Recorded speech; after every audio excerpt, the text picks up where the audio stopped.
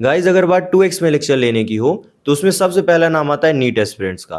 फिर चाहे वो डेली का टारगेट कंप्लीट करने की बात हो या महीने भर का पहाड़ जैसा बैकलॉग, नीट एस्पिरेंट इस काम में सबसे आगे रहता है। मतलब अभी के टाइम में रेयरली कोई नीट एस्पिरेंट होगा जो 1x पे लेक्चर देख रहा होगा नॉर्मल स्पीड में।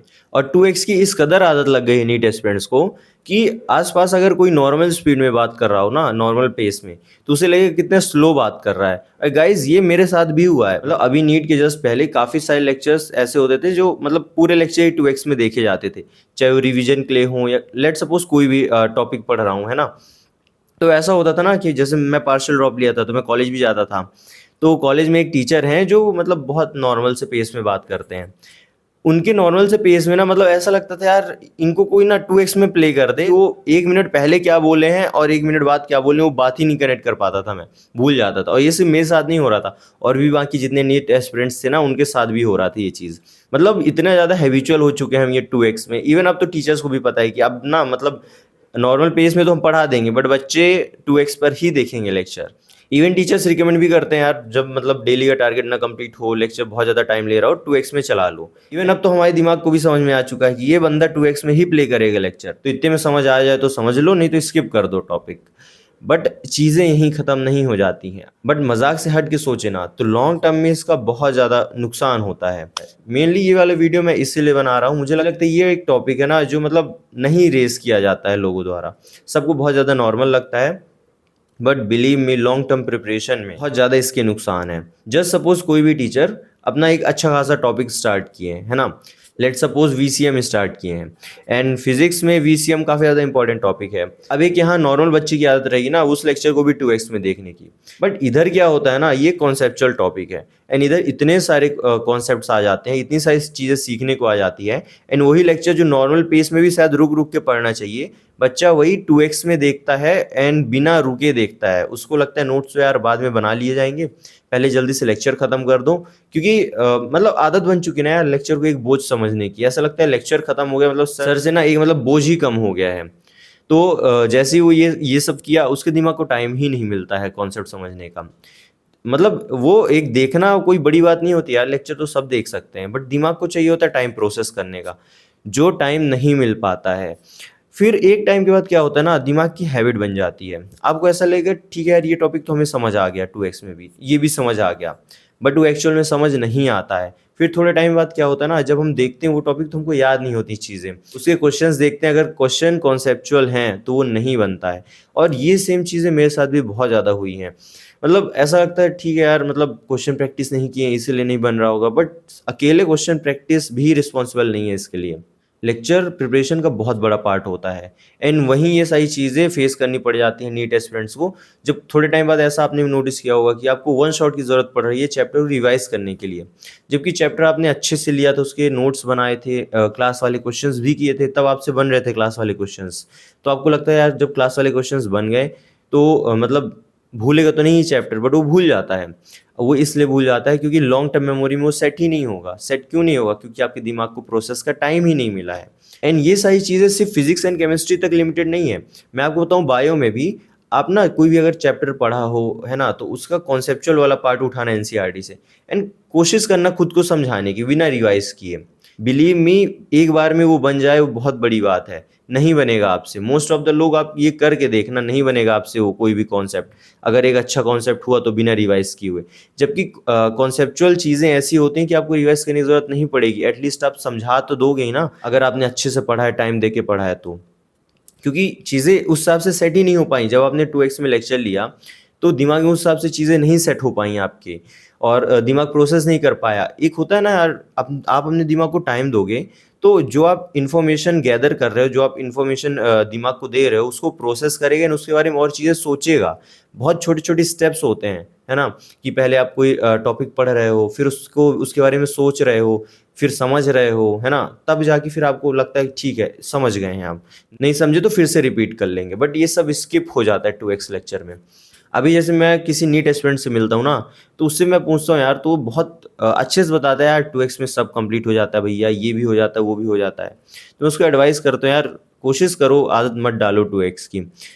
काफ़ी हद तक 2x काम आ जाता है। कई सिचुएशंस ऐसी होती हैं जहाँ हमें सिर्फ रिवाइज करना होता है, काफ़ी सारी चीज़ें हमें सिर्फ आ रही होती हैं, हम ऊपर से ओवरव्यू कर लेते हैं, हमको बन जाती हैं, बट चीज़ें वहाँ थोड़ी रुकती हैं। हमें तो आदत लग चुकी होती है 2x की, हमें 3x मिल जाए तो हम उसमें लेक्चर देखना स्टार्ट कर दें। यूट्यूब में तो शायद 3x वाला फीचर प्रीमियम में आता है, बट बाकी कुछ ऐप्स में आता है 3x वाला फीचर। बच्चे वहाँ से 3x में लेक्चर ले रहे होते हैं। जस्ट इमेजिन उनको क्या ही समझ आ रहा होगा, है ना? इधर ये बात नहीं होती यार कि सबकी अलग-अलग कैपेबिलिटीज़ होती हैं, वो तो होती हैं। बच्चे ले रहे होते हैं लेक्चर, कंप्लीट कर लेते हैं, उनको लगता है यार दिन में आज 5 लेक्चर हो गए, 6 लेक्चर हो गए। अभी एक चीज़ पूछ लो कि 2 हफ्ते बाद वो लेक्चर याद रहेंगे तो नहीं, नहीं रहेंगे याद। अब मैं आपको एक रियल लाइफ़ इंसिडेंट एक्सप्लेन करता हूँ। देखो, हुआ क्या था ना, जैसे 2024 में मैं ऑफ़लाइन कोचिंग में था एंड एक टॉपिक वहाँ मतलब बहुत अच्छे से पढ़ाया गया एंड जो कॉन्सेप्चुअल पार्ट होता है ऑफ़लाइन में ऑब्वियसली टाइम लेके पढ़ाया जाता है। टाइम लेके तो ऑनलाइन वाले टीचर्स भी पढ़ाते हैं, बट बच्चों के पास ऑप्शन रहता है ना उसको फ़ास्ट फॉरवर्ड करने का। तो जब मैंने ऑफ़लाइन में वो टॉपिक पढ़ा है ना, लिटरली वो मुझे इस हद तक याद हो गया, इस हद तक याद हो गया कि आज है ना 2 साल बाद भी मेरे को वो टॉपिक इतने अच्छे से याद है, मैं किसी को एक्सप्लेन कर सकता हूँ। एंड ऐसा सिर्फ़ एक चीज़ नहीं, ऐसे बहुत सारे केसेज़ हैं, बहुत सारे टॉपिक्स जिनको टाइम देके मैं पढ़ा हूँ और मैं आज भी एक्सप्लेन करने का दम रखता हूँ। बट वहीं कुछ टॉपिक्स हैं जिनको मैं मतलब जल्दी-जल्दी के चक्कर में मल्टीपल टाइम्स पढ़ लिया, बट 2x में पढ़ा, 1.5x में पढ़ा, नहीं याद हुए अच्छे से। बहुत आगे प्रॉब्लम्स आई, चीज़ें भूली। अब फिर मतलब एस्पिरेंट्स ये भी पूछते हैं यार कि ठीक है 2x में नहीं देखेंगे लेक्चर, फिर चीज़ें इतना स्लो हो जाती हैं, बीच में करेंगे क्या? यार नोट्स बनाओ, है ना? मतलब नोट्स को बाद के लिए अगर छोड़ रहे हो तो ये भी एक बहुत बड़ी गलती है। मतलब काफ़ी ज़्यादा ये लॉजिक दिया जाता है कि चलो बाद में नोट्स बनाएँगे ना तो एक बार फिर से रिवाइज़ हो जाएगी चीज़ें, है ना? फिर से रिवाइज़ हो जाएँगी। तो अब at the end time calculate करना किस में ज़्यादा टाइम लगता है, पहले लेक्चर देखने में साथ में नोट्स बनाने में या फिर दोनों काम अलग-अलग करने में। आप देखना अलग-अलग करने वाला पार्ट हमेशा ज़्यादा होगा क्योंकि जब हम नोट्स बाद में बनाते हैं ना, तो काइंड ऑफ हम फ्री हो जाते हैं, हमारे पास टाइम लिमिट नहीं रहती है कि इतने ही टाइम में नोट्स लिखने हैं, जल्दी लिख लो वरना टीचर आगे बढ़ जाएँगे, है ना? तो कोशिश करो कि लेक्चर के बीच में ही नोट्स लिखो। अब ज़रूरी नहीं सारी चीज़ें कंप्लीट हो जाए क्योंकि टीचर्स पीपीटी से भी पढ़ा देते हैं। तो स्पेस छोड़ दो, है ना? वो सारी चीज़ों के लिए स्पेस छोड़ दो। क्यों चाहिए परफेक्ट नोट्स? अगर आप ये सोच रहे हो कि यार परफेक्ट नोट्स बनाना है, सुंदर नोट्स बनाना है, तो आप खुद ही नहीं पढ़ोगे उसको दोबारा। फैक्ट है ये। आप जितना ही जल्दी-जल्दी आप नोट्स बनाओ और ज़रूरी नहीं यार जो टीचर्स लिख रहा है वही आप भी लिखो। अपनी लैंग्वेज में लिखो, हिंदी से लिखो, इंग्लिश से लिखो। आप जैसे व्हाट्सएप, इंस्टाग्राम ये सब में चैटिंग करते हो ना, वो वाली लैंग्वेज में आप लिख दो। जैसे आपको चाहिए वैसे लिखो। नोट्स आपके होने चाहिए एंड एकदम आपकी लैंग्वेज में होने चाहिए। बट हैबिट डाल लो कि लेक्चर के बीच में नोट्स लिखो, है ना? मतलब 1x चल रहा है लेक्चर चलने दो, ठीक है? आपके दिमाग को ज़्यादा टाइम मिलेगा, है ना? ज़्यादा टाइम मिलेगा और कभी-कभी एक चीज़ ये भी होती है ना आज की जनरेशन में, हम ज़ोन आउट हो जाते हैं लेक्चर के बीच में, लिटरली लेक्चर के बीच में ज़ोन आउट हो जाते हैं। पहले मुझे लगता था ये सारी चीज़ें मतलब सिर्फ़ मेरे साथ होती हैं, कि यार ज़ोन आउट हो गए, नहीं समझ पाए टीचर ने क्या बोल दिया। अब फिर से वापस जाओ, है ना? और उल्टा लेक्चर चल रहा था 2x में, पता ही नहीं चला कब 15-20 मिनट का लेक्चर कंप्लीट हो गया। बट वहीं अगर लेक्चर 1x में चल रहा होगा ना, तो विश्वास मानो बहुत जल्दी ज़ोन इन हो जाओगे, है ना? बहुत जल्दी रियलाइज़ हो जाएगा, 2-4 मिनट लेक्चर जाएँगे, फिर से बैक करके देख लेना। तो ये सारी चीज़ों से आप बचो, है ना? ये 2x में लेक्चर लेना बहुत ज़्यादा मतलब रेयर इवेंट बनाओ अपने लिए, है ना? अगर आप रिवीजन वगैरह कर रहे हो तब के लिए। बाकी आप नॉर्मल स्पीड में लो, आप साथ-साथ नोट्स लिखते जाओ, भले चीज़ें छूटे बाद में लिख लेना, है ना?